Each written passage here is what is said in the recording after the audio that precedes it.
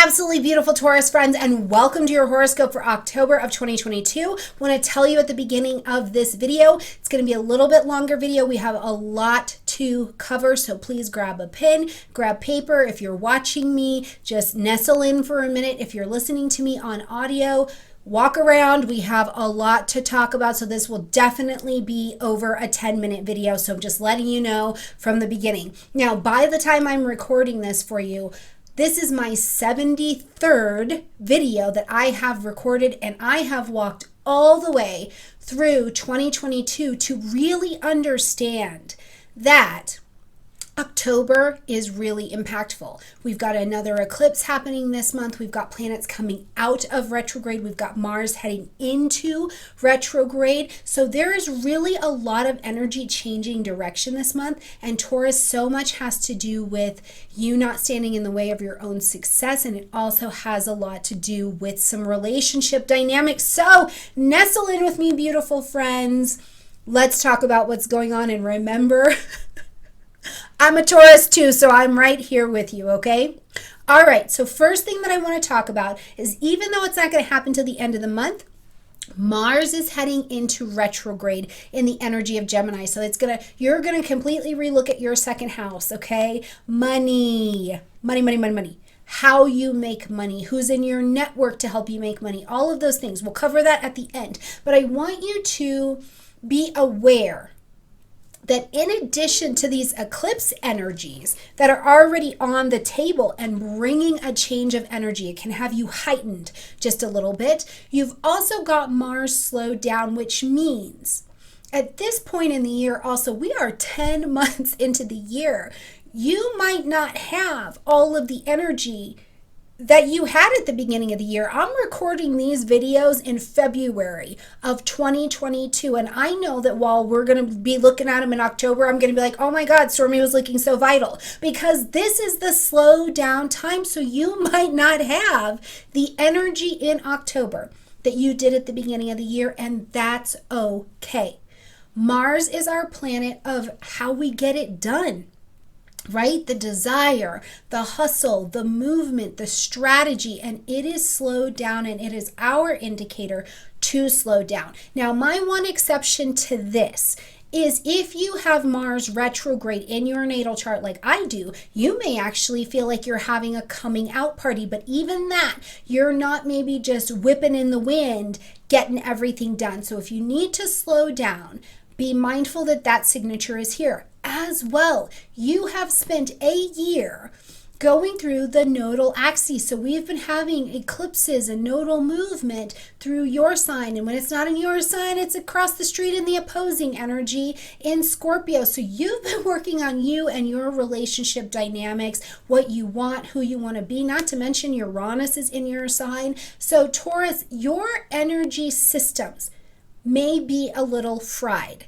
And even if they are not, you may be at a heightened place of innovation, which is beautiful, but you need a minute to breathe and adjust. And I just want to invite you to spend October taking it. It's a powerful month, okay? All right, as we're getting into this month on the 2nd, first and foremost, Mercury's coming out of retrograde in the energy of Virgo. Now think back to August 20th. Mercury went into pre-retrograde shadow at 24 degrees of Virgo. So it's right back here now. What was going on for you? What were you doing? This is in your 5th house. What was going on for your children August 20th? Mine went to college. My other one went to high school. What was going on for your children? What was going on around concepts of joy, hobbies, taking a risk, expression, conception, and that's conception of people, adoption, stepchildren I also would put in here as well, and maybe you conceived a new business idea. What was going on? Ooh, romance, yes, maybe there was some romance on the table, but what was going on for you at that time? And you spent the retrograde going back over it, using discernment, needing to get your priorities in order, right? That's the gift of Virgo. I want to be of service and I want this to be the very best that it can be, but I need to get my priorities in order so that I can make the right kind of plan and structure and transition out, mutable Virgo, what doesn't belong here anymore. So Mercury is direct now, friends. We are not out of post-retrograde shadow time. So we're not done with the Mercury retrograde cycle. However, this is a good place. If you did need to sign the contract, do any of those things, you kind of have a little bit more of a green light. We will leave the post-retrograde shadow time October 16th, when Mercury not only gets back into the energy of Libra, which it's going to do on the 10th, but it will actually be back to that 8 degrees of Libra and ready to move forward. And that's what takes us out of the post-retrograde shadow time. So make a note for that. I've also put it on the screen for you as well. On the 8th, celebrate. We are planetary unretrograding at this point. So on the 8th, we've got Pluto stepping out of retrograde at 26 degrees of Capricorn. If you go back into your chart to April 28th, 29th. It's one of those dates, you guys. 28th, 29th, we had Pluto take its retrograde at 28 degrees of Capricorn. Now it's coming out of retrograde at 26. So around April 29th, what was falling away from you? Right? What was like, nope, this doesn't work anymore. It pulls from my power instead of empowers my power. What fears presented themselves? What things in your structure? Think ninth house, publishing, marketing, broadcasting, training, teaching, expansion, language, international travel, domestic things, legal things. These are the space of the ninth house that we're taking significant change for you. And as they stripped and fell away, as things were destroyed here or put to rest, now as Pluto is out of retrograde, you have an opportunity to rise to power. One other way I would really like to offer you to think about this is if you got a whole bunch of opportunities when Pluto was retrograde, like in my chart, Pluto is retrograde. So the Pluto retrograde times are typically very powerful for me. Now as Pluto is coming direct, you may find that things kind of slow down a little, or you have commitments, Capricorn, that you need to work on at this time in order to achieve your full power as we move forward in the year. So whether it's whatever it is, you've got a chance to step into your empowered self in that ninth house in this particular season, okay? On the 9th, we've got a full moon happening at 16 degrees of Aries. The full moon asks us to end something, acknowledge something, or make an adjustment. For you, beautiful Taurus, this is lighting up the 12th house space. So it's this conversation for you at this full moon between this 12th house and 6th house, right? The things that I do in private, that kind of 12th house spiritual zone, and where I make them real and tangible over in that 6th house energy, okay? So as we're taking this particular full moon energy and you're seeing what needs to end, acknowledged, or be adjusted, what revelations are coming to you about things that you do to self-sabotage? What do you do to self-sabotage? Taurus, the other thing I want to ask you in Aries, because I do associate Aries energy a lot with the body, but at this point in the year, where are you at with your health and your wellness of your body, right?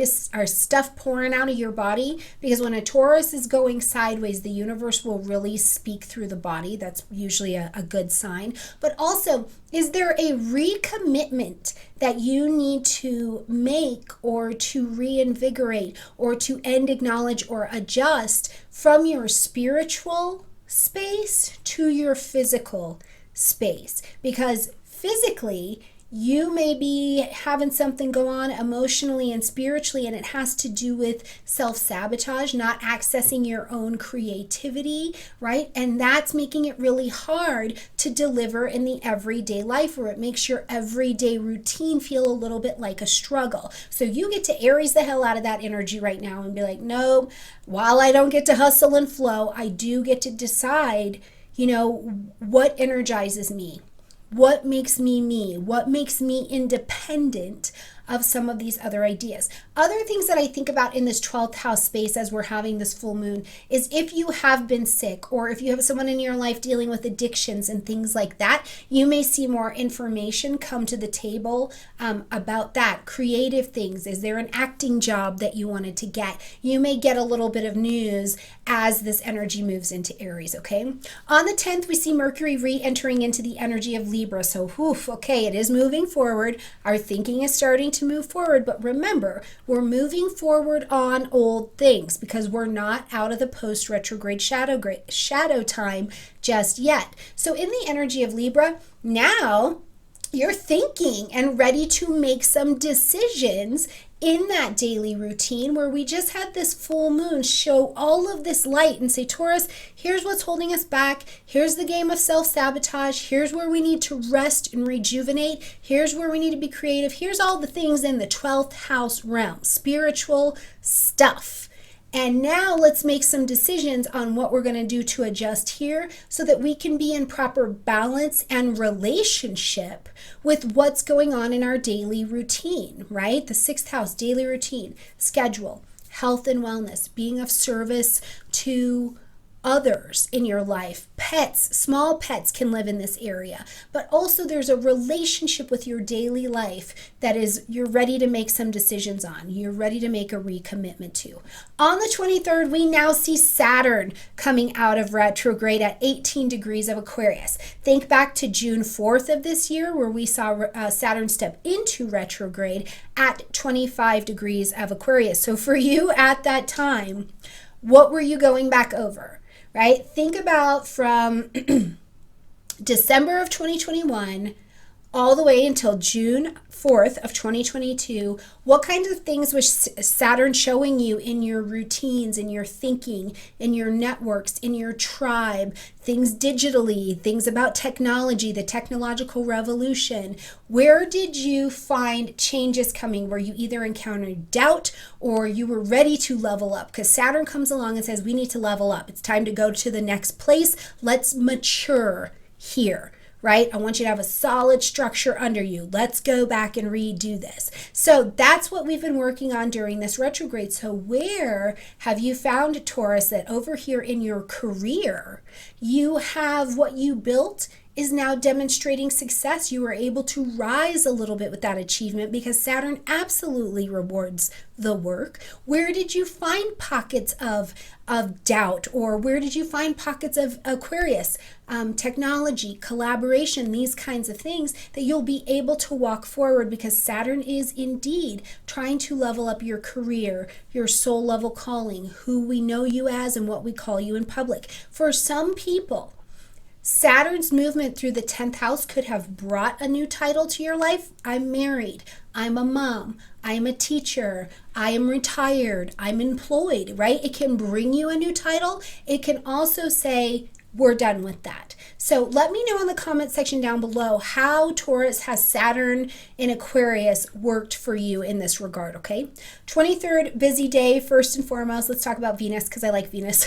And it's our ruling planet, okay? We have ruling planet Venus moving into the energy of Scorpio, so lighting up the 7th house zone, relationships. But when Venus comes to the relationship zone, Taurus, it's very good. It can be very, very good. It can bring that sweet Venus to the table. It can bring some harmony. It can bring some benefits, some finances to your relationship. It can be an opportunity to reinvigorate and recommit 7th house to relationships in your life, contracts.